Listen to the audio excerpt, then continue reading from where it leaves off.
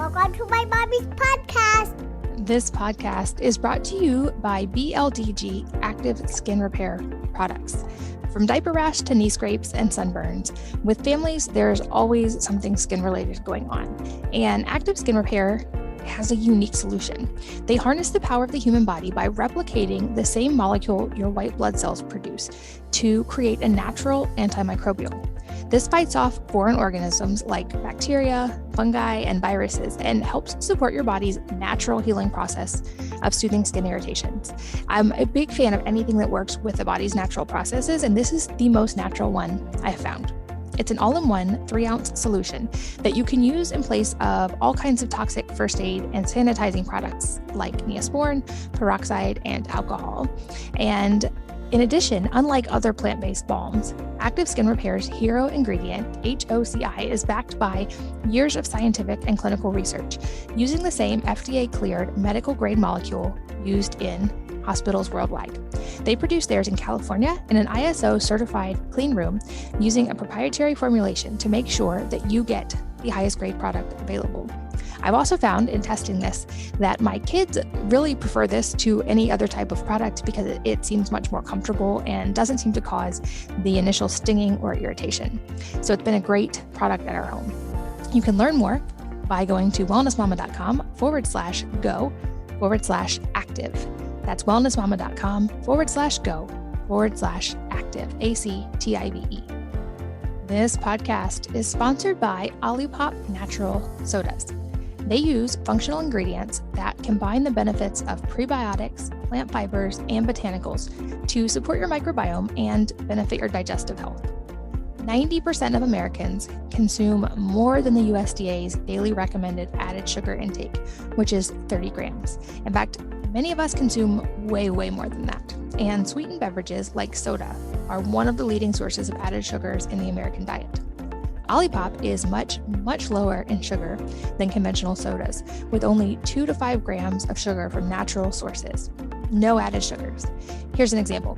Their vintage cola has just 2 grams of sugar, compared to a regular cola, which has 39 grams of sugar, which means 1 can is more than the added sugar recommended for an entire day. Their orange squeeze has 5 grams of sugar, compared to other orange sodas, which clock in at 44 grams of sugar. And all of their products are non-GMO, vegan, paleo, and keto friendly, with less than 8 grams of net carbs per can. I've worked out a special deal just for Wellness Mama podcast listeners. You can save 15% off your entire purchase from Olipop. I recommend starting with their variety pack, unless you already know your favorite flavors. And the variety pack is a great way to try all of the flavors that they have. My favorites are the strawberry and the orange, but my kids really like the root beer. Check them all out by going to drinkolipop.com/wellnessmama and use the code wellnessmama at checkout to claim the deal. That's drinkolipop.com/wellnessmama. You can also find them in stores across the country, including Kroger, Whole Foods, and more. Hello, and welcome to the Wellness Mama podcast. I'm Katie from wellnessmama.com and wellness.com. That's wellness with an E on the end. It's my new personal care line. And this episode is in response to a lot of questions I've gotten on past episodes about fasting and pushback from some of you guys about the idea of women fasting at all. In this, we're talking specifically about intermittent fasting and what the research actually says about if women should do this and how to do it in the best way possible. We really dispel some of the myths that have been perpetuated about women in fasting and talk about the way that it can be not just safe, but extremely beneficial for women as long as it meets certain criteria. I am here with Jen Stevens, who is the author of the books Fast, Feast, Repeat, and Delay, Don't Deny, Living an Intermittent Fasting Lifestyle. She has been living this way since 2014 and lost over 80 pounds herself doing this and still nourishing her body. She's healthier than she's ever been. I'm actually shocked when she mentioned she's 51. If you're not watching this on video, she looks much younger than that. But she's also helped thousands of women lose weight and regain parts of their health through intermittent fasting. And in this episode, we go deep on the biology of what's happening in the body when we intermittent fast, what that means for the liver, for the digestive system, for the brain, and how to use this as an effective tool. We also answer questions like what things are actually okay to consume if they're non-caloric during a fast, because it's not just everything without calories. There's some really important caveats that she breaks down in a really, really good way. So this one is specifically geared toward women, but the advice applies to everyone. I just wanted to really go deep on the issue of women and fasting, and this episode did not disappoint. She really breaks down the science, the research, and her experience helping thousands of women through this. So without further ado, let's join Dr. Jen. Jen, welcome to the podcast. Well, hey, I'm so glad to be here with you today. I'm excited to go deep on this topic today because I've talked about fasting in several different forms over the years on this podcast. And I always get a lot of pushback, especially from women who have been told like women should never fast in any form because it's bad for our hormones.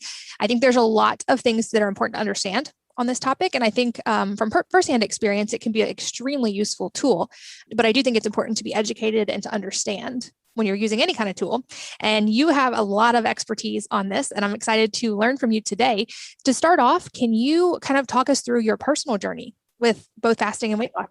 I'd be glad to. Before I do that, I do want to just real quick talk about that first part, that women shouldn't fast.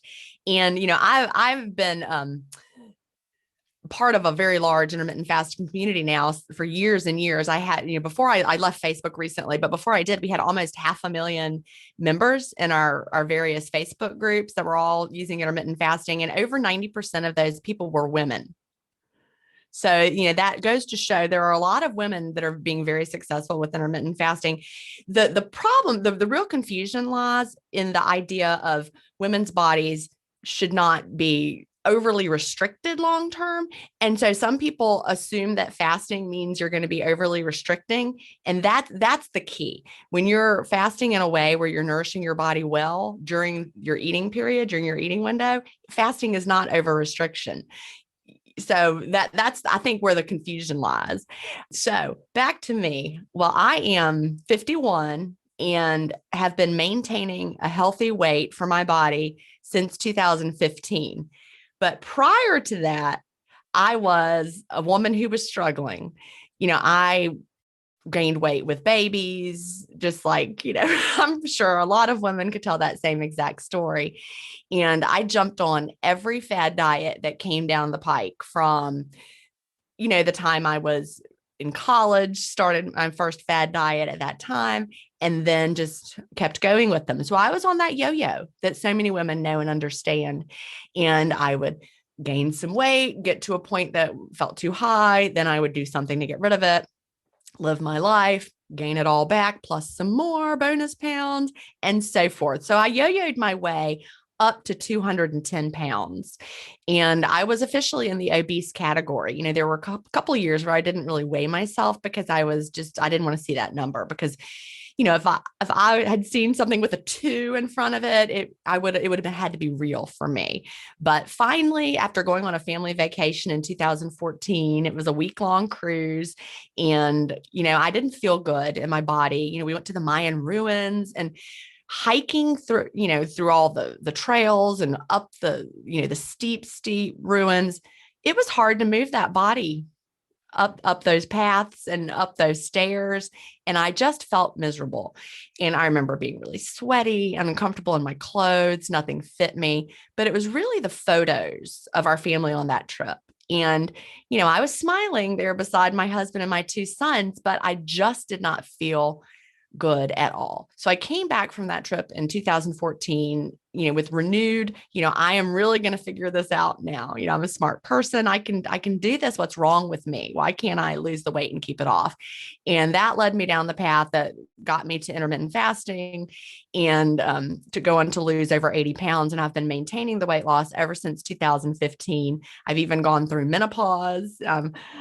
Just in the past year, was perfect. That's the perfect timing for menopause. The average age is 51. That's right when I did it. And so I'm on the other side of menopause. I did not gain weight through menopause, through the transition. Obviously I'm just barely into it. But for the first time ever in my life, from the time I went to college in 1986 till now, this is the first time I've been able to maintain my weight in a healthy weight range without struggling. And if I could just send that message to other women, there is hope. There's something you can do. Oh, I resonate with so much of your story. That's incredible. And also for anybody who's just listening and not watching this as a video, when you said 51, I was shocked. You look so young. That's amazing. Thank you. And I really also zoned in on those words that you said without struggling, because I think for me, certainly when I was in that same, and I had so much of that same experience, it felt like such a struggle to lose weight at all. And in my head, I thought this is going to be like a really tough battle I'm going to have to fight for my whole life. And the beauty of it is, much like you, now I'm in a place where that's not the case at all. And I am comfortable in my body. It's not a thing I'm struggling to maintain. It's that I've found this like homeostasis. We've lost actually very similar amounts of weight. And I had an experience recently of going for a hike and for fun put on an 80+ pound weight vest. And it was so striking. I'm like, oh my gosh, I used to do this everywhere I went. It's true. I was a school teacher. I taught elementary school for 28 years. And right after I lost the weight, I was working with some 5th grade girls on a special project. I was the gifted teacher, which was the most fun job in the world. And although retiring is also lots of fun, but I was in the room with these 3 5th grade girls, and I had just lost about 75 pounds at that point. And one of the little girls said, Dr. Stevens, I have a doctorate. I'm not a medical doctor, but I'm in gifted education. But she said, Dr. Stevens, you lost some weight, right? I looked a little different. And I'm like, yes, I have. I lost about 75 pounds at that point. And this other little girl said, I weigh 75 pounds. And so I was like, well, let me pick you up and walk around. So I picked her up, this little girl, this 5th grade girl, and I walked around the classroom, and I'm like, oh my Lord, how did I move through the day? No wonder I felt so bad. Yeah, it's amazing to like be on the other side and to feel that difference is incredible. And I think also something that you said it brings up an important topic. You said you always used to think like, why can't I lose the weight? What's wrong with me? And I think that was a big part for me as well, is like we get in that mindset, and it's like our brain and our body, our subconscious is trained to answer the questions we give it. So for me, when I was asking like, why can't I lose weight? Why is this so hard? My brain was ready to respond with, oh, well, let me tell you all the reasons you can't. Obviously, you've had 6 kids, and obviously your thyroid's messed up. And it became this like very like self-perpetuating mental struggle for a long time. And so I'm glad that you brought that up, because I think also that mindset is a big component, and it ties into what you said as well about nourishing your body, that you've got to shift that focus. Because I think in dieting, often it's easy to get in that like deprivation, punishing myself for not looking the way I want kind of mindset. And it makes me so sad to see women who are in that, because I remember that internal struggle is turmoil. Oh, 100%. And the guilt, and especially if you're eating something delicious, that has to be bad or wrong, or, you should not enjoy your food. If you're, have to deprive yourself. And so that's the beauty of intermittent fasting, and the idea that you get to eat delicious foods until you're satisfied every day of your life. I mean, what could be better than that? Yeah. And I think like, let's go deep on what separates intermittent fasting and makes it so special, because I know I typically go on the nerdy science side, and there's so much fascinating research on intermittent fasting and time restricted eating. And like I said, I know there's a lot of resistance, especially with women with this. We do, of course, want to always be careful about our hormones and making sure our body doesn't feel malnourished or starved. But I also remind women, like, this is a thing you actually have done every day of your life, because you're not eating when you're sleeping. Right. So we're not talking about like a 10-day water fast. We're talking about, like tweaking. And I would guess you're not even encouraging women to like eat in a 2-hour window. You're talking about like a very healthy, balanced version of intermittent fasting. But walk us through, starting at a broad level, what makes intermittent fasting so special? Well, intermittent fasting, I like to call it the health plan with the side effect of weight loss. We've all been taught that you have to lose weight to get healthy, right? But really, we have to get healthy to lose the weight. And intermittent fasting helps us do that, because, if you're having trouble losing weight, there's a reason. We've all been told, well, it's because you eat too much and you don't move enough. Eat less, move more. Boom, do it, right? And so we tried to do that in all the ways that eat less, move more was packaged to us. We tried to do it. And, some people would say, well, intermittent fasting, I got you there. It's just simply an eat less plan. And we used to think that. We thought that intermittent fasting was just a way to eat less food because we're eating in a window, or if you're doing alternate daily fasting, you're eating every other day, whatever it is, we're just eating less. And we may be eating less. That may not be wrong, but it's so much more than just that you're eating less. Our bodies need a break from constantly digesting food. In 2016, we really started to understand that. And that was when the word autophagy started to get tossed around. I'm sure you've heard the word autophagy before, if you've ever looked into intermittent fasting. And in 2016, the Nobel Prize in Medicine was awarded to a researcher who was doing work on autophagy. And it's basically our body's self-cleaning, recycling, upcycling system. And we're designed to have periods of the day where our bodies can do some cleaning. I mean, you're a busy mom, right? And your kids are all around the house, I'm sure. And what if you never took a break and cleaned the house ever? You never cleaned your kitchen. It would become a big mess. Well, our bodies are the same way. We have to take a break from digesting food and always putting more in, and let our bodies clean out some of the stuff that's there. Digestion is a lot of work. Digestion takes a lot of energy. Digestion takes a lot of resources. And if we are eating and drinking and constantly putting in, food and nourishment from the minute we wake up to the minute we go to bed, our body just a very brief period of time when we're sleeping. And that's just not enough. So many of the modern diseases that we're experiencing have their root in the fact that we're not letting our bodies take that break, take that pause, do that cellular housekeeping that's so important. I think that's why at 51, I look younger than 51, because intermittent fasting lets my body repair and rest and recuperate. It's, highly linked to longevity. Another reason that we struggle so much these days has to do with insulin levels. And, when I start talking about insulin, people first might think, oh, well, you're just, diabetes. That's the only thing they might understand with insulin. Or if they have a slightly deeper understanding, they might think I'm about to tell you that you have to be low carb or something. And I'm not. I am a carb lover. I, eat potatoes and pasta and make my homemade bread. I mill my own wheat into flour. I love carbs. But insulin is a hormone that we all have in our bodies. And it actually is linked to storage, fat storage, putting sugar, getting sugar out of your bloodstream. If you have constant high levels of insulin, it's really difficult to enter fat burning. And hyperinsulinemia, high levels of insulin all the time, very, very common these days. When I was writing my book, Fast, Feast, Repeat, that came out in June of 2020, I read a great paper about hyperinsulinemia, high levels of insulin all the time, and all the things that it's linked to, from metabolic syndrome, to obviously, of course, we know type 2 diabetes, to even like Alzheimer's and some of the things that can go wrong in our brain, polycystic ovarian syndrome. I always think I'm saying that one wrong. PCOS, whatever those stand for. I'm always close. But all of those things are linked to high levels of insulin. So we need to get our insulin down. It helps us to be much healthier, but it also lets us tap into our fat stores. So if you've got really high levels of insulin all the time, you're not going to be able to burn fat very well. And that's why when you're doing a typical diet that we used to do, when you're eating all day, little tiny meals, you're eating and drinking just enough to keep that insulin going, and never low enough for you to really tap into your fat stores. And so you're starving, you're hangry, you're cranky, and you're not really losing that much fat.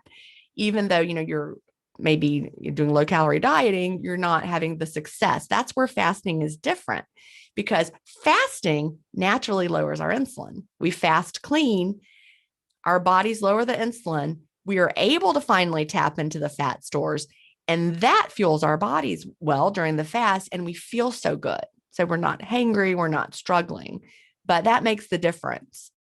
Yeah. And it really is a profound difference that's the thing I like to tell women as well, is I lost that weight without feeling hungry. Like, I don't think I felt like there's not a point I can remember during that whole time that I was like, I am starving and I just need to eat everything.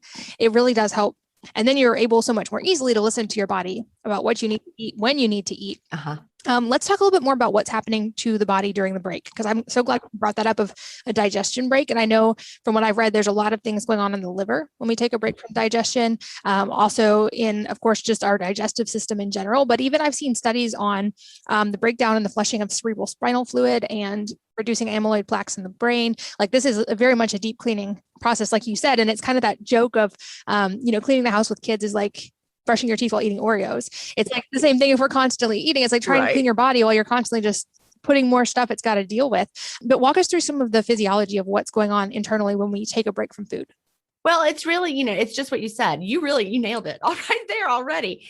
It's our bodies are able to look around. Like think about it like this. If you've got to create dinner for your 6 kids and you haven't been to the store, you haven't been shopping, Instacart can't come for whatever reason, you've got to look in your pantry and see what's already there, right?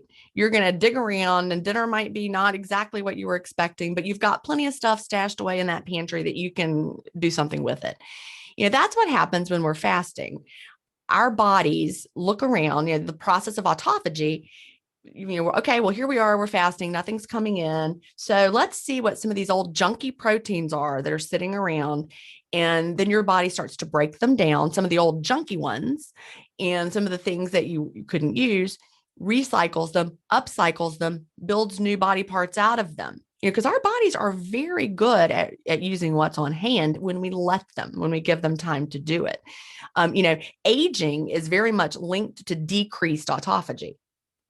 So as we age, our bodies naturally do less of that cellular housekeeping, but fasting brings us back to the time where our bodies can just do it more naturally because we're taking that break from eating. So we have that period of time. That's where so many of the anti-aging benefits of fasting come in. As far as in your liver, our livers store all sorts. Our livers are really hardworking organs. I am not a medical professional, so just FYI on that. But like for example, fatty liver, so very common in today's society because we were putting so much in, it all gets stashed in the liver. With fasting, when you're taking that break, your body can clear out all that stuff. Take the time. I have a friend, I met her through fasting. She's one of the moderators in my community. She totally reversed a fatty liver with intermittent fasting before she lost any weight. This is what's really important. She was diagnosed with fatty liver disease, started an intermittent fasting lifestyle for months, lost 0 pounds, kept doing it anyway because she felt so good. Went back to the doctor. Her fatty liver was completely gone. And could she have thought, oh, intermittent fasting isn't working, it's not working for me? Well, it was clearing out her fatty liver. So that's pretty powerful. Eventually, she did start to lose weight and find success on that part of it. But intermittent fasting, as I said already, is so much more than just something you do, for weight loss. I wish I'd known that when I started in 2014. I didn't. We hadn't, autophagy was not something anybody was talking about except in the high research community, right? And so the more I've learned about it, the more I'm excited that I get to do intermittent fasting for the rest of my life, that it's a healthy way to live. There's a great article that listeners could actually go look for themselves. The New England Journal of Medicine had a review article in its December 26th of 2019 edition. You have to, if you want to read it, it's available for free through the New England Journal of Medicine. You do have to register on their site, but it's the New England Journal of Medicine. They're not going to spam you or sell your data or anything. You just have to sign up for a free account. Then you can read the article. But it's a summary of the best health effects of intermittent fasting. And it was written, by a researcher, Dr. Mark Mattson, for doctors. But it just, you read that and even the layperson can get understanding from it. It's such a good summary of the health benefits that you read it and you're like, oh my gosh, this is just really the way we should be living. Unless, you have certain contraindications, like if you're pregnant, don't do it. If you're breastfeeding, don't do it. If you have an eating disorder, work with your therapist. But other than that, there is a way to develop an intermittent fasting lifestyle that works for you. Even my husband, who didn't need to lose any weight, he's a PhD medicinal chemist. He adopted intermittent fasting for the health benefits, not to lose weight, because he became such a believer. So, he has a longer eating window than I do.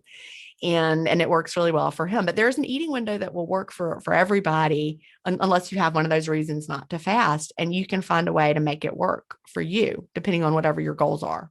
That's so interesting about your moderator and her liver, because I think we know that fatty liver is on the rise, and there's a lot of people they think that have this and don't know that they have this, and that can cause all kinds of health problems on its own. But it's also important, it makes total sense that she would need to have dealt with that before she could lose weight, because anytime the body is releasing weight, it's breaking down fat. There's stuff stored in the fat. You need your liver to help process all of that. So if your liver is already struggling, then actually like forcing rapid weight loss can make things a lot worse potentially. And it's Absolutely like a triage effect in the body. The body's got to deal with the most important things first. And so, like you said, giving that window of autophagy lets the body clean out the things it needs to be able to process. And it doesn't consider excess weight the most pressing thing. So that's a really good point to, have patience and like nurture your body through that phase. If you're like starting this and it's not working, like you said, for weight loss, it may be that your body's preparing to be able to do that in a healthy way.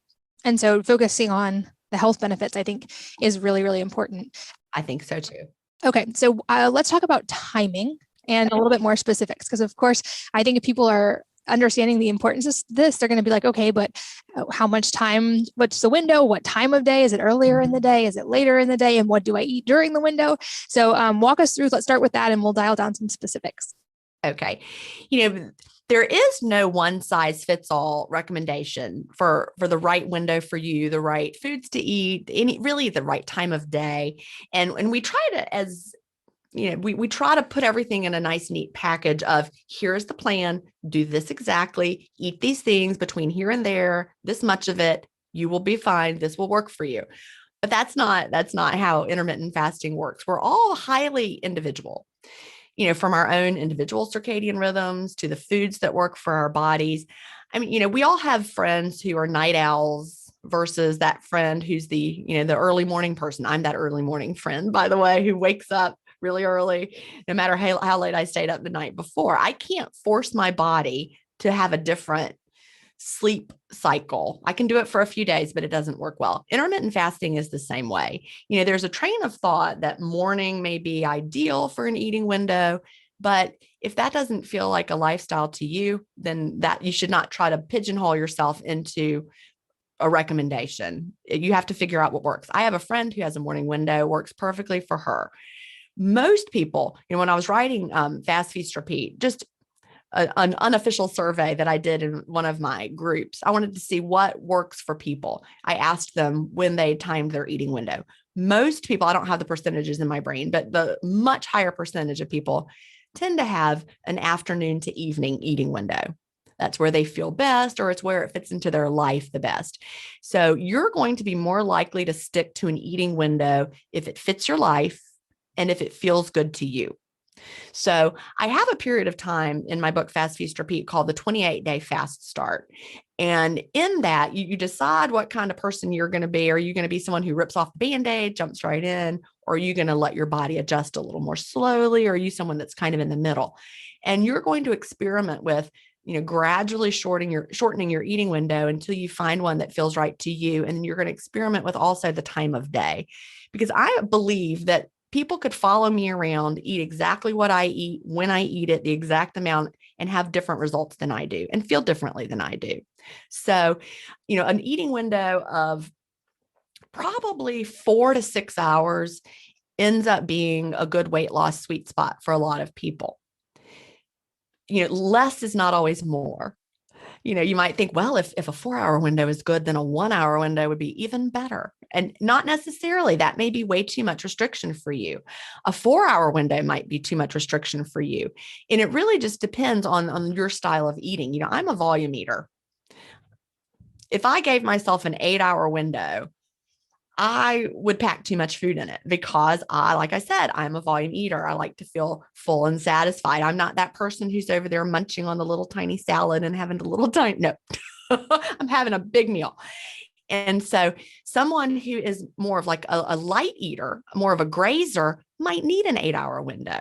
Whereas for me, an 8-hour window, I'd probably gain weight if I started having an 8-hour window. I tend to be more of a 4 to 6-hour window at this point. 5 was a good weight loss sweet spot to me. A 5-hour eating window worked really well for me. And I structured it around the evening meal. Like I would generally open my window with a pretty hearty snack, think like an appetizer, kind of a thing or something like that. And then a few hours later would have my actual dinner, and then maybe something a little later to close my window, all within that 5 hours. I wasn't trying to fit in 2 full meals, but I was just trying to eat until I was satisfied within that eating window. Some days you need more, some days you need less. But over time, you really do find the rhythm that feels right to you, because we want to enjoy our life and we want to live our life. Yeah, I think that the 1 hour window, that is one that I would say over the long term, it tends to, from my experience, work better for guys. Like they can hormonally handle a lot more restriction. They can also typically eat a lot more food in 1 hour, that at least that I can. I can't eat enough in 1 hour to sustain me. I mean, I can have a 1 hour window every now and then, and I do. Like if I'm super busy, like let's say we were recording this at 6 p.m. I don't generally like to eat before I have a podcast interview. Sometimes I might have to if it's like 8 p.m. But if it was 6 p.m., I would wait till afterwards to open my window. And then I wouldn't be able to have a 5 hour window because I got to go to bed, because I already told you I like to get up early. I like to go to bed early because I'm just tired at that time. But I wouldn't do that day after day. It would be okay to have that once in a while, but I need longer windows. I just can't get in enough food in an hour or two, day after day. And the other cool part about this is when you shift that thinking and you are eating in a shorter window, instead of like, oh, I shouldn't eat so much food, you actually get to shift your mindset to like, oh, I need to nourish my body really, really well and get enough calories. And I think for women, that can be a profound shift to starting to think of like, how can I get enough calories into my body, which is so much more freeing than like, I should deprive myself of food that my body needs. And another hidden advantage here is when you're eating in a smaller window, you're typically eating more protein at a time. And there's some really cool research on, for women, a lot of us are not getting enough protein to begin with, but when you hit a threshold, which is different for every woman and every person, they think it's somewhere in that 30 to 40 grams per meal range. When you exceed that, it causes a really cool hormonal and metabolic cascade that revs up your metabolism. So by shortening the window, you're also giving your body a chance to spike those hormonal processes that are really important for weight loss, but also probably for anti-aging, because we know that connection there. And then by balancing that with a shorter eating window, you're also giving your body the recovery time. So you're not trying to activate mTOR, and you've got kind of everything in balance. I'm curious how you balance with bedtime, because I know there's also a lot of conventional advice that you shouldn't eat too close to bedtime. And I'm not a big fan of eating right before bed. I try to give myself a couple hours, but I'm curious how you navigate that. Well, I'm not usually eating right up till bedtime. I usually close my eating window. We eat dinner sometime between 6 and 7, depending on how quickly it comes together, what we've been doing. Of course, in the summer, as it starts to get lighter, it might drift a little to more like 7:15, 7:30 at the latest. But I'm generally done eating completely at the latest by 8 p.m. And that would be like in the summer, maybe 8 p.m. And then in the summer, I might go to bed at 10 p.m. So I've got a couple hours in there before I can't sleep if I go to bed with an empty stomach. So if I ate early in the day, I would be starving by dinner time. I would need to eat again. So I don't sleep if I haven't had enough to eat. My body always lets me know, but I'm not eating right up until the time that I go to bed. But that's what works for me. If I have too much food in my stomach at bedtime, that's also not a good thing. So I've figured out, like I said, my window tends to be 4 to 6 hours. I'll open it with a little something and then have my dinner. Maybe I'll be done by 7. And then even in the winter, when it's like, I'm like, is it really only 8 p.m.? Because now I still manage to hang until 9 most nights, even in the cold winter when my body's like, it's been dark for hours, go to bed. Anyway, so you just really have to see what feels right to you. Some people feel so much better with a midday window, like maybe they eat their food from 10 a.m. and are done by 3 p.m. That might be their sweet spot. And then they feel light and go to bed and sleep well. So it's really just a matter of finding what works well for your timing and your sleep and your body. Yeah. And that crosses over into any conversation about health. It's just how individualized we are. And that's why when people ask me like, oh, what did you do to lose the weight? I'm like, I can tell you what I did, but I'm not giving you a checklist of what to do for you. I want to give you a springboard. And then you have to experiment. I know another question we're going to get is, what about non-caloric things during the fasting window? And there's definitely some like mixed opinions on this, but I'm curious your take, and I'll share mine as well about about things that don't have calories, but like beverages, for instance, during the fasting window. Well, I'm a stickler. And in fact, my intermittent fasting community, we invented the term clean fast back in 2017 is when we started using the terminology clean fast. No one was using it, or no one was even really thinking about it. Because again, prior to our understanding of autophagy and the health benefits of fasting, we really all did believe we had been told that intermittent fasting was just a way to eat fewer calories.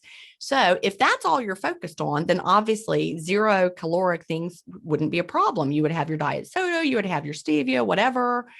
And I did all that. Then I read the obesity code in 2016, and Dr. Jason Fung talks about insulin. And that was when I really started to understand the role of insulin in the body and keeping insulin low. And he had a statement in there in the obesity code that said that stevia caused your body to release more insulin than even table sugar. And I'm like, what? Okay. So I now understood that we wanted insulin to be low in order to really be tapping into fat stores. But I learned about cephalic phase insulin response. And I actually have some studies on this cited in my books. But cephalic phase insulin response is what your brain does. You taste something sweet, like let's say you're having a diet soda or putting stevia in your coffee. You taste it. The sweetness sends a signal to your brain that glucose is coming in. Well, it's not, because you're having 0 calorie, whatever, that we've created in the modern world. But all throughout evolutionary history, if you were having sweetness, it was honey or fruit or something that was going to have a sugar hit or a glycemic hit for your body. So you were going to need insulin to deal with the rise in blood sugar that your body is expecting. And so your body pulses out some insulin to deal with that. Well, remember, we want to keep insulin low so we can tap into fat stores. And there's, a lot of confusing and conflicting stuff about this. Some people will swear up and down, well, that is not even what happens. I've read this study that said that, this sweetener does not cause an insulin response, or that one does not cause an insulin response. Well, there are even studies out there that show that some people have a greater insulin response than others. And if you're overweight, you probably have a bigger insulin response than the normal person does, because that's what they found in a study, a higher insulin response. So for people who have been overweight, who are overweight, who have a heightened insulin response, and if you're overweight, you likely do, it really becomes even more important that you fast clean.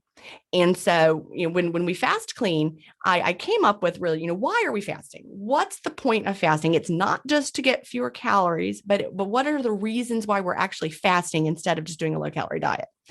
So number one, keep insulin low. That's the number one fasting goal. And to do that, we avoid anything that makes our brain think that food is coming in. So you don't want to put cucumber in your water or lemon in your water. You don't want to have like a herbal tea called like apple cinnamon delight. You don't want to put stevia in your coffee. You don't want to have a diet soda, because all of those things, or apple cider vinegar even, your brain may say, oop, something's coming in. I need some insulin. So we avoid anything that's food-like flavor during the fast. Our second fasting goal is we want to tap into our stored fat for fuel. And to do that, you don't want to be taking in other sources of energy. For example, a cup of coffee full of butter and, fat, MCT oil or whatever. That's a very popular drink. There's even a type of fasting where you're taking in that throughout the fast. But our bodies are going to take the easy route. If you're taking in a ton of fuel in your coffee cup through butter or cream or any fat source, your body's going to use that for fuel. I mean, you might feel fabulous and have great mental clarity, but you're not burning any of your fat. So avoid taking in anything that's a source of fuel for your body. That would also apply to like exogenous ketones, which I don't know if people are still doing that. That was kind of like a really popular thing around, 2019. People were selling these fancy ketones that you're going to make you be in ketosis. No, that you're taking in a source of external energy. So avoid any source of external energy. So your body has to look within. And the third fasting goal is we want to have increased autophagy. And so we want to avoid taking in any sources of protein. Well, where's protein? Well, bone broth, for example. So, if you're taking in bone broth, it's very healing for your body. It's a healthy beverage, but it's got protein and it's going to keep your body from getting into that, increased autophagy that you're looking for. So to fast clean, you want to avoid having an insulin response. Don't take in anything that's going to have a source of fuel for your body.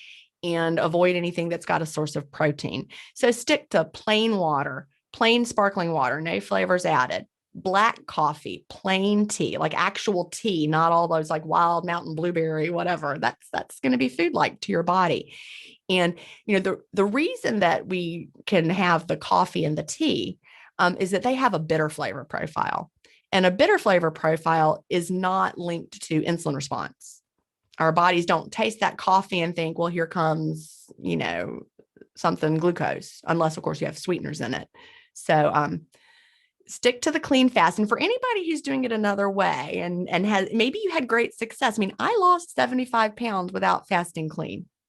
And I talk about this in my book, but I didn't understand. I didn't know. Also, fasting was harder. I had to white knuckle it. As soon as I read the obesity code and said, okay, well, I've got to do something differently, took the stevia out. I took cinnamon out of my coffee. I took the diet sodas away. I stopped chewing gum. I stopped all of those things. Suddenly fasting was so much easier. No more white knuckling it. I had started to have a little weight regain. I lost that. I got leaner. I dropped 2 more jean sizes. My seasonal allergies went away, all after changing to the clean fast. And if I had not read the obesity code and learned the things that I learned, would I've yo-yoed back up with that? Would intermittent fasting have been just another failed diet for me? I will never know, because that's not what happened. But the clean fast really changed everything. And so for anybody who's tried it another way, I would like to encourage you to take what I call the clean fast challenge. Give me a month, just a month. Try it my way for 1 month, and I bet you'll never go back. That is probably the most comprehensive and logical explanation I have heard on that, because I think so many things get lumped in together. It's like all non-caloric things or no non-caloric things. Right. And I think like you said, it's very important. Like, it's easy to see, okay, like coffee with butter obviously has calories, obviously has fat. Of course, it's going to stimulate the digestive process. Same thing with that sweetness. I'm glad that we now have the research on that, because I've seen that in myself. You feel a difference when you drink those things, and you get much more hungry. Yes. And in my personal experience, if I'm drinking like a normal cup of coffee in the morning with nothing added to it from a good source, like I actually tend to feel better fasting. Like I actually feel less hungry. Same thing with herbal teas. And there's cool things with like certain teas that are supportive of the liver. So again, back to that connection, that don't have calories and they have a bitter taste. And so you're actually helping your body prepare for food by flushing that stuff out. And then I'm a big fan of water with electrolytes or like minerals added. I'm drinking mineral water right now. I'm drinking San Pellegrino, but yeah, I think that's it. And also I think when we for coffee is an important thing for so many people, and it's an important social thing. Like I often will have coffee with a friend throughout the week. I think when you can have the coffee, that like makes it so much more doable. Oh, yes. Yes. And, coffee is linked to increased autophagy. We've got studies on that where, in the research, coffee induced autophagy. So it's just a way to support what your body is doing. And tea does that as well. Yeah, absolutely. And I think also, like you've already touched on this so much, but it's also really important to just hone in on the idea that when you're doing it this way and you're not eating in a super, super small window that's causing stress in your body, like it's the idea of hormesis. Like if you find that sweet spot, you're giving your body autophagy, you're not putting it in a time where it's like, oh, there's a famine, I need to freak out and change my hormones. You're going to find that sweet spot for you. That's when women can really benefit from this, because we're not like, certainly I agree, like anytime we're fad dieting or over restricting or not nourishing our bodies, our hormones can freak out, and that makes it much harder to lose weight and you don't feel good.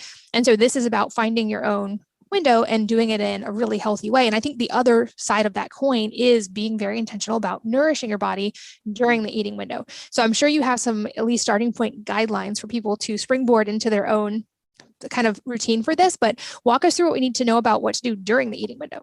Well, that is really going to be up to you, and it really develops over time. When we start with the 28-day fast start, I actually encourage people not to change what they're eating yet. And there's a method to that. There's a method to my madness here. And it's because haven't we all tried to do too much at once and crashed and burned and then quit and said, forget it. And now you're like, going crazy. So we want to make one big change at first. And the 28-day fast start is your time to nail the clean fast for 28 days only without changing what you're eating. And now that goes both ways. Sometimes people will come to intermittent fasting after being on a specific diet. Like, let's say, for example, maybe they were doing, the keto diet, or maybe they had been vegan, or maybe they had been paleo, or whatever. They'd been doing a very strict diet protocol, and maybe they're tired of eating that way. And they're like, well, I want to do intermittent fasting because I want to bring back all the foods. So they start intermittent fasting, bring back all the foods on day one. And then surprisingly, they don't feel very good because they've, reintroduced all these foods they'd been avoiding. So that is not a winning combination. If you've been following a dietary approach, when you start intermittent fasting, continue with that dietary approach till your body adjusts to the fast. Then you can slowly start adding back in things and see how you feel when you add them intentionally. On the flip side of that, if you've been eating the standard American diet, when I started intermittent fasting, I was the queen of the drive-through, and I had like the palate of a teenage boy, honestly, a teenage boy that was not given any direction on how to eat. I just ate whatever. And if you've been eating that way, start intermittent fasting, let your body adjust to the clean fast without changing what you're eating once again. But then over time, an amazing thing happens to most of us. We start to be able to really tune in on what our body needs. Our bodies don't count calories. Our bodies count nutrients. And so we start to suddenly one day you're like, ooh, I think I would like to try some Brussels sprouts today. They sound delicious. And then all of a sudden, you're eating differently, and you allow that to happen over time. So nail the clean fast first. Then you could focus on your diet in either direction, cleaning it up if you need to. And if you do, you probably know you do, or, adding back in things that you've been missing, that you've been over restricting. But intermittent fasting allows you to really find what works for your body. And that's a process. And, it's not going to be the same every single day for the rest of your life. And it may change. You may have a season of time where some foods are not working for you, and maybe later they will as your body heals. It's such a process, but figuring out, focus on, my dietary advice, ideal diet, focus on real foods and limit ultra processed foods. And what that looks like, what you choose in that real foods continuum is going to be different. Maybe you're somebody who feels better when you're a little on the lower carb side to that, or maybe you need more starchy carbs. I do great with starchy carbs. My body needs them. I don't feel satisfied unless I've had them. And you just have to dial it in for yourself. Yeah. And the other fun part of that is as you adjust to that, I've had the same experience where my body naturally was craving very, very nutrient dense foods. And so I'd be like, oh, today I want like anchovies and like oysters and olive oil. And like, it was these like nutrient dense foods.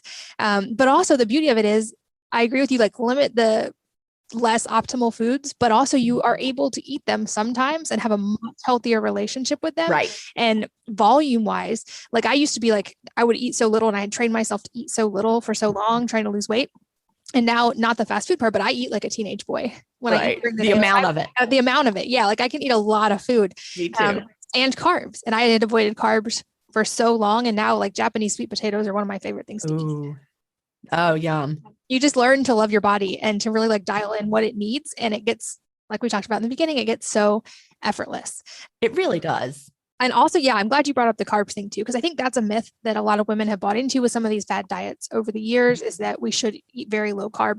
And that actually can be one of the things that throw hormones out.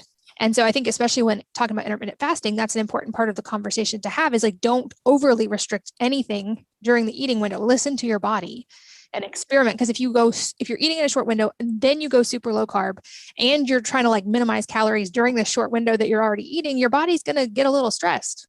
It's true. And the word carb itself is like so misunderstood. You say carb, like I'll have people who are like, well, I know that carbs are a problem for me. I'll be like, well, tell me what you mean by that. And they'd be like, well, French fries and pizza and cake and cookies. I'm like,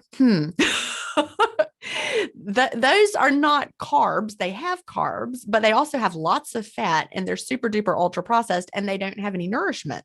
So instead, you talked about Japanese sweet potato, right? Or like, beans, or when I'm milling my wheat into flour and making homemade bread. That is not the same as, just carbs. A carb is not a carb, basically. Yeah, that's a good point. A sweet potato and like a strong fermented sourdough bread are not the same thing as like a cookie or just something that's got so much pure sugar but mixed with the fat. And I think that's also an important thing to understand just from the macronutrient component. Not that those things should be avoided completely, but we know that when you combine a lot of really processed sugary type carbs, like refined sugar carbs, with a lot of fats, especially bad fats, that is the combination that makes it most difficult to lose weight, because you're giving your body two very dense sources of fuel at the same time that it can use. And so like just thinking in terms of that, not from a deprivation standpoint, but just from a nourishment and letting the body deal with one fuel type at a time, then you still can eat the carbs without that, like you said, ultra processed high density carbs. Exactly. This podcast is brought to you by BLDG Active Skin Repair products. From diaper rash to knee scrapes and sunburns, with families, there's always something skin related going on. And Active Skin Repair has a unique solution. They harness the power of the human body by replicating the same molecule your white blood cells produce to create a natural antimicrobial. This fights off foreign organisms like bacteria, fungi, and viruses, and helps support your body's natural healing process of soothing skin irritations. I'm a big fan of anything that works with the body's natural processes, and this is the most natural one I've found. It's an all-in-one 3-ounce solution that you can use in place of all kinds of toxic first aid and sanitizing products like Neosporin, peroxide, and alcohol. And in addition, unlike other plant-based balms, Active Skin Repair's hero ingredient, HOCI, is backed by years of scientific and clinical research using the same FDA-cleared medical-grade molecule used in hospitals worldwide. They produce theirs in California in an ISO-certified clean room using a proprietary formulation to make sure that you get the highest grade product available. I've also found in testing this that my kids really prefer this to any other type of product because it seems much more comfortable and doesn't seem to cause the initial stinging or irritation. So it's been a great product at our home. You can learn more by going to wellnessmama.com/go/active. That's wellnessmama.com/go/active, ACTIVE. This podcast is sponsored by Olipop Natural Sodas. They use functional ingredients that combine the benefits of prebiotics, plant fibers, and botanicals to support your microbiome and benefit your digestive health. 90% of Americans consume more than the USDA's daily recommended added sugar intake, which is 30 grams. In fact, many of us consume way more than that. And sweetened beverages like soda are one of the leading sources of added sugars in the American diet. Olipop is much lower in sugar than conventional sodas, with only 2 to 5 grams of sugar from natural sources. No added sugars. Here's an example. Their vintage cola has just 2 grams of sugar, compared to a regular cola, which has 39 grams of sugar, which means 1 can is more than the added sugar recommended for an entire day. Their orange squeeze has 5 grams of sugar, compared to other orange sodas, which clock in at 44 grams of sugar. And all of their products are non-GMO, vegan, paleo, and keto friendly, with less than 8 grams of net carbs per can. I've worked out a special deal just for Wellness Mama podcast listeners. You can save 15% off your entire purchase from Olipop. I recommend starting with their variety pack, unless you already know your favorite flavors. And the variety pack is a great way to try all of the flavors that they have. My favorites are the strawberry and the orange, but my kids really like the root beer. Check them all out by going to drinkolipop.com/wellnessmama and use the code wellnessmama at checkout to claim the deal. That's drinkolipop.com/wellnessmama. You can also find them in stores across the country, including Kroger, Whole Foods, and more. I think another thing that women will need to figure out as they start intermittent fasting is timing of workouts. And there's also a lot of opinions about this. I'm curious if you have any guidelines specific to, is there an optimal time? I'm guessing everyone's going to have to figure out their own, but optimal time or type of workout in a fasting window or an eating window. You know, the idea that we all should be doing the same workout is also not a good one. You know, some people are more, cardio workouters, and some are more like, they tend to do better with the more like the weight training approach or a mixture. Of course, we all should be, working on being strong and healthy.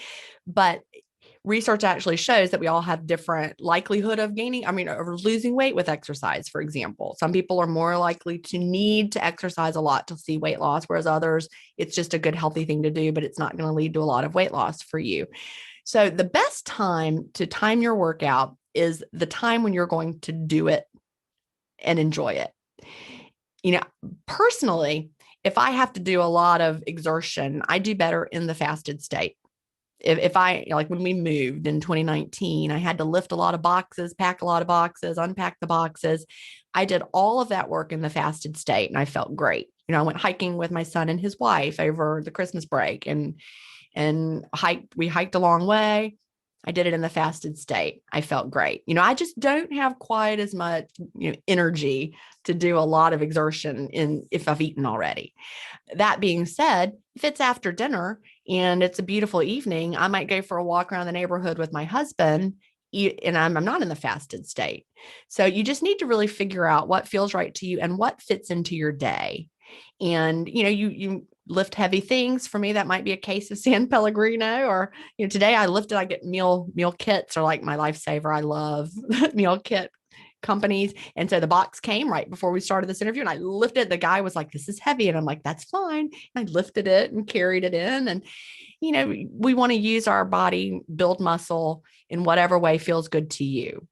Yeah. And I think just like you said, don't make any drastic changes with food when you're starting anything new like this. I found the same was true for me when it came to working out. And in fact, during the really intense part of my weight loss phase, I actually didn't do probably anything that was considered an actual workout. Like I went for walks and I moved, but I really felt the need to let my body recover because I had deprived it for so long. So I wasn't doing anything intense. Right. And so I think that's also an important conversation to bring up is you do not have to do crazy hard workouts to lose weight. And in fact, sometimes they can be counterproductive. And to your point with that, women and restriction, if we are over restricting and doing this crazy workout, that is like the perfect storm to cause our bodies stress. So that would be the wrong thing to do. And having that intense exercise, our bodies do react to whatever is perceived as over restriction and danger. So and it's not going to look the same for every person. What one person can do and your body's happy with is not going to be the same as what another person can do. So the best key to really anything is feeling great. If you feel great, that is a very good sign. If you start to feel burned out and you start to feel like you're doing too much and you start to have the urge to binge those are all very bad signs that your body is like sending you that distress signal. So you need to, back it up, work on nourishing your body, take it easy. Yeah. Excellent point to make. Don't start intermittent fasting and also train for a marathon right at the same time if you've never done that before. Yes. And then, all of this centers on the idea of listening to and nourishing your body. And I think like the mindset stuff we touched on in the very beginning, that also helps us just have so much of a healthier relationship with our bodies and how we're thinking of nourishing them and healthier mindset. And that's the part that makes this effortless in the long term. It makes it easier to maintain because we're not fighting. And at the end of the day, I was just going to say that. Yeah, you can't go into battle forever. And if you are going to try to fight hormones and win, you're going to lose. You are going to lose. You cannot fight your body. Your body will always win because it's trying to keep you alive. It doesn't understand bathing suit motivation. It's just like, no, you're going to die if you keep doing that. So I'm going to slow your metabolic rate. I'm going to lower your hormones. I'm going to make it because it's trying to protect you. So you have to work with your body, not against it. And you probably see this in the groups that you've had for all these years and in yourself too, is when you dial these things in and your body gets the message that it is healthy and vibrant and ready to thrive, your metabolism increases, it's easier to put on muscle, your energy goes through the roof. And so I think I'm so glad we got to go deep on so many of these points and kind of dispel the myth that any type of fasting is bad, especially for women, because by that logic, we should be eating the entire time that we're awake all the time, because if not, we're accidentally fasting. Well, when I weighed 210 pounds, that's pretty much how I was eating. And that certainly was not good for me. I mean, just, based on how I feel right now in this body, that did not work. And I did not feel good. And I was 80 pounds heavier than I am now. And now I feel amazing all the time. And that can't be bad because I feel so good. Yeah. And my lab levels have reflected that change as well. I have talked about this on podcast before, but I used to have Hashimoto's and a lot of blood markers that were out of range. And I now clinically do not have Hashimoto's. I have no antibodies, no markers. I've heard that before. Yeah. And I was able to even get entirely off of thyroid medication, which is rare, even for people who don't have antibodies anymore. And I think part of that was the autophagy aspect. I had a bunch of nodules on my thyroid a few years ago. Mm-hmm. And I think that the time restricting eating during the day gave my body time to deal with that and break it down. And because at the end of the day, that's what it all goes back to, is supporting the body's natural process. Like, people get excited about all these different detoxes. I'm like, you've got one of those built in, and it's called your liver. It's free. It's free. Yeah. And if you support your liver, it will do a way better job than any kind of crazy juice cleanse. Right. And so I love that you're dispelling these myths and giving people practical tools. I know you also have a new book coming out that gets into some of these specifics, and you mentioned a challenge. So let us know how to find both of those. Okay. Yeah. The challenge is the Clean Fast Challenge. It's just a part of my book, Fast Feast Repeat. And you're on your own with that. But I do have a community that people can join. I do have a Facebook group that I'm not in. It's Delay, Don't Deny, Intermittent Fasting Support. The moderators run it because I left Facebook and am focusing on, I have another community, the Delay, Don't Deny Social Network. If you go to dddSocialNetwork.com, you can find all of this by going to JenStevens.com. Jen is Gin, Stevens is with a PH, JenStevens.com. And the Delay, Don't Deny Social Network. We have groups in there, like the 28-day fast start group on the Delay, Don't Deny Social Network. And, I'll, interact with people in there. And you have to join. It's a membership site, but, you can do it for a month. You can join for a year. You can join for a lifetime, just whatever level of commitment you have. You can join for 2 months and then quit. That's fine. So that's how to connect with me there. In my new book, I think you're really going to like it. It's called Clean-ish. The ish is in parentheses, and the subtitle, let's see if I can rattle this off. Eat mostly clean, live mainly clean, and unlock your body's natural ability to self-clean. And so this is not an intermittent fasting book, although there is a chapter on intermittent fasting, because obviously I think it's like the best self-cleaning tool that we've got in our toolbox. But, our bodies are meant to self-clean, whether it's your skin or your brain while you're sleeping, the lymphatic system, our lymphatic system. We have all these things that are designed to clean. The problem is, in the modern world, we're putting in way more than we've ever had to deal with before. So I go through the whole, what's happening now, and all the, so many toxins coming in that our bodies just can't handle it. Our toxic load is up, and we can't even avoid it no matter how hard we try. So there are some things we can do to limit what we're putting in. And I know this is what you're doing in your life already: eating organic foods, limiting the ultra processed foods. I'm clean-ish. So, if I want to eat a cracker, I'm going to eat a cracker. But, I'm mindful about, the toxic oils that I'm putting in, but that doesn't mean that I'm not going to go to a restaurant. And, if I'm at a restaurant, I'm not going to be like, I'm sorry, I can't eat anything you have here. No, I'm going to live in the real world because I'm clean-ish. But by changing, my skincare and the products I clean my home with, that's naturally lowering my toxic load. And my body then has the time to do the self-cleaning that it needs to do. And again, I'm not telling people exactly what to do in the new book, Cleanish, but I'm giving you that framework to figure out, what do you want to eliminate? Maybe you're drinking diet sodas and you want to stop having artificial sweeteners. That's a huge positive. Everything that you can do. Maybe you want to change your skincare routine. Every single thing that you do makes a positive difference. And it's just a matter of figuring out what that looks like to you. So Cleanish is available for pre-order now. It's actually not going to be out till January 4th of 2022, which sounds like the future, but like really far away, but it'll be here before we know it. But like I said, it's available for pre-order. There's actually a tab at JenStevens.com. You can click on the Cleanish tab and it'll take you where you can pre-order. Perfect. I will put all of those links in the show notes at wellnessmama.fm. And I think that's another great point that you brought up as well, is that like the reason we need to be aware and do some of these things now that our great grandparents didn't need to do is that we do have so many more inputs than we've ever had. Oh yeah. That our body's going to have to process. And I've talked about that from the personal care world. And that was my reason for starting my company related to personal care products. But it's true. We have so many more inputs. Some we can't control, like the environmental ones and the air and the water, but we can control some of them. And things like intermittent fasting give our body a time to get on top of the ones we can't control as well. So such good advice there as well. Another question I love to ask toward the end of interviews is besides your own, if there's a book or a number of books that have had a profound impact on your life, and if so, what they are and why. Well, one of them that really changed me as a teacher, and then also it carries over into all areas of my life, was the book Mindset by Carol Dweck. And from the amount of time you use the word mindset, I'm going to guess, have you read Carol Dweck's work on mindset? I have. I thankfully read it when my oldest was really young, and it's really shaped how I parent. 100%. It changed how I taught in the classroom. I actually had the privilege of hearing her speak at the National Gifted Conference in, 2013 or 2014, somewhere around there at the National, maybe it was earlier. Anyway, whenever it was, might have been as early as 2010. When I heard Carol Dweck speak, it just really blew my mind, because we're so used to praising children like, oh, you're so smart. You're so good at math. We're praising characteristics. And then children begin to have what they call a fixed mindset. And then if they start to struggle, like maybe math is hard for them one day, then they're like, oh, I must not be good at math. And then they start to believe, oh, I just really should avoid anything I'm not good at. But focusing on a growth mindset instead encourages the kids to think of themselves as capable and having the ability to improve. Like, wow, you work really hard at math. When you work hard, you learn.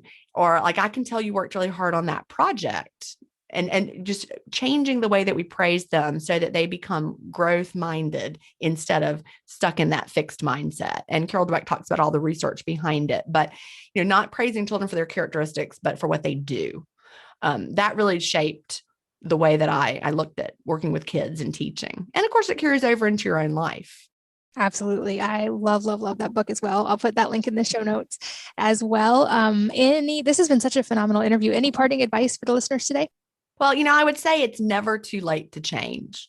I was 45 years old and 210 pounds, and I had been up and down, and I was just really, almost ready to give up, but I didn't give up on myself. Thank goodness. And I made a change. We have people coming into the intermittent fasting communities who are like 70, 75, 80. I'm not kidding. And they're finding their healthy way of living, even at the older ages, so that they can continue to feel good as they get older. It's never too late for you, no matter how old you are, to bring back your health. And if you're young, oh, thank goodness, finding it young, finding intermittent fasting and making these changes now, you're going to have such a good, healthy foundation as you grow. Like, I'm so grateful to be able to have, modeled this for my boys. They're 21 and let me see, what month is it? 21 and 23. And so they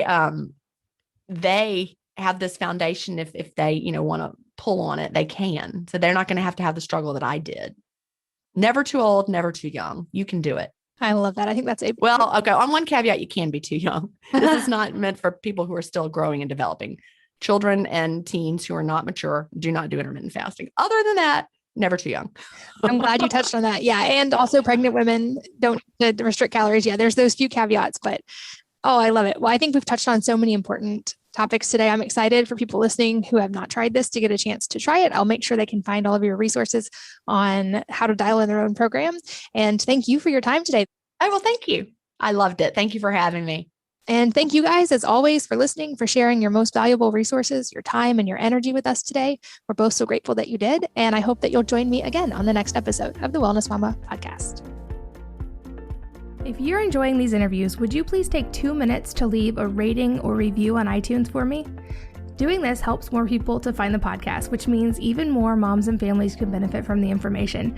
I really appreciate your time, and thanks as always for listening.